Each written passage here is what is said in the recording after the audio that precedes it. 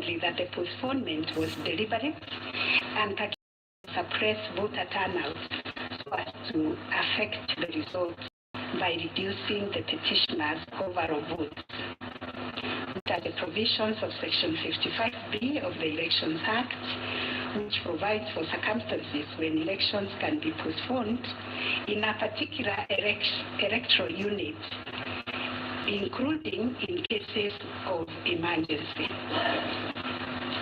We are therefore satisfied that on the basis of the foregoing provision, the third respondent had the requisite power to postpone election in the constituencies, counties, and wards in question.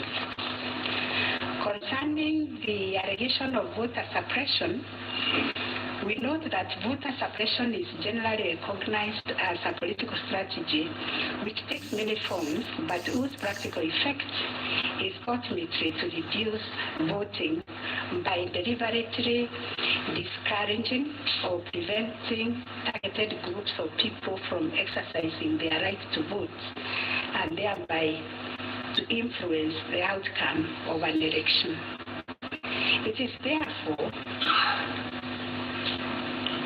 It therefore goes against the letter and the spirit of Article 38, which guarantees every citizen the right to make political choices based on universal suffrage. As regards this allegation, it has not been shown that by postponing elections in the named electoral units, IEBC acted in bad faith or was influenced by irrelevant factors and considerations.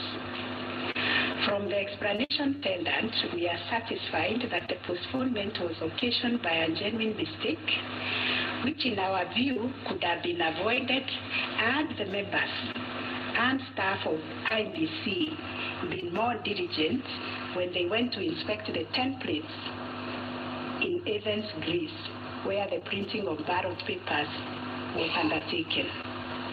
In the absence of any empirical data, we cannot find a basis upon which to conclude, as a matter of fact or evidence, that the postponement affected voter turnout, as a consequence of which the first petitioner alone, as a presidential candidate, suffered disadvantage.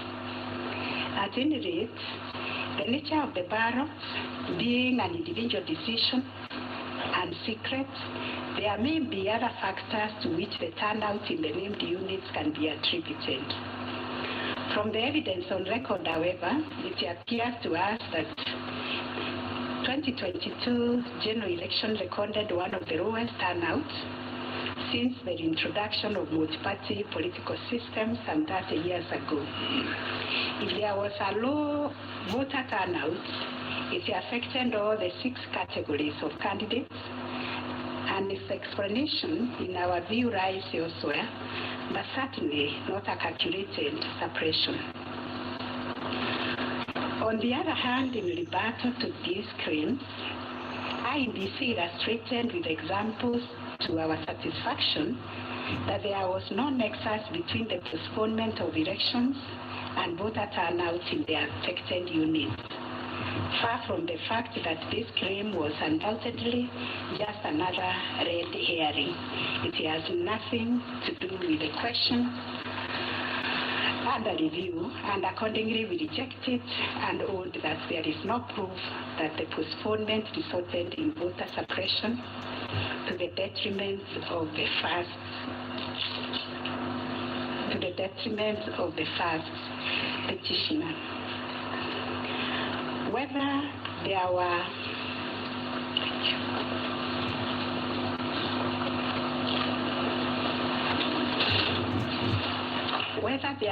unexplainable discrepancies between the votes cast for presidential candidates and other elective positions. Issue number 5. The first petitioner was categorical that there was systemic ballot stuffing in certain counties, mainly in the Rift Valley and central parts of Kenya, where, according to him, a total of 33,208 votes were cast for president only, without corresponding votes for the other elective positions.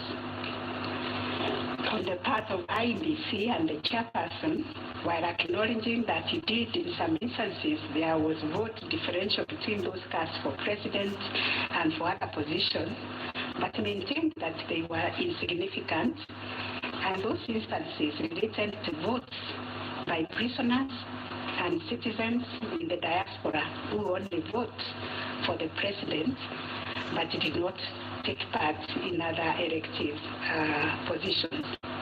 The differential also includes rejected ballot papers and stray votes which do not count, as the principle that the person who asserts a fact must prove it casts the burden upon the first petitioner to demonstrate that there were instances of ballot stuffing of such a magnitude as to justify the nullification of the presidential election.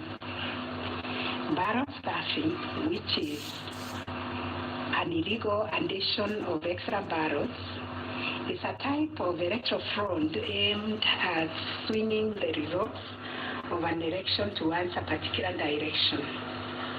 Not a single document has been presented by the first petitioner to prove systemic ballot stuffing. A figure of 33,208 votes relied on in this claim is based on unproven hypothesis that since the number of votes cast for the president is higher than those for other positions, then without more, it must follow that there was fraud.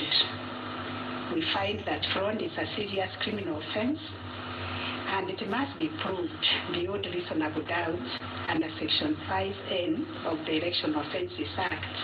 It is indeed an offense for a person to vote more than once in any election.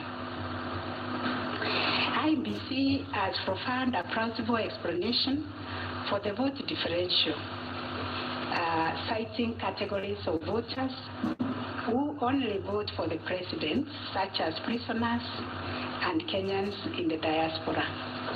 There were an insignificant number of stray votes whose combined effects cannot justify nullification of the election. Finally, on this point, a general election in Kenya comprises of 6 different separate elections held concurrently on the same day. Such elections are held by secret ballots, and one cannot predetermine the voter turnout or how voters will vote in each election. None of the parties has flagged anything so significant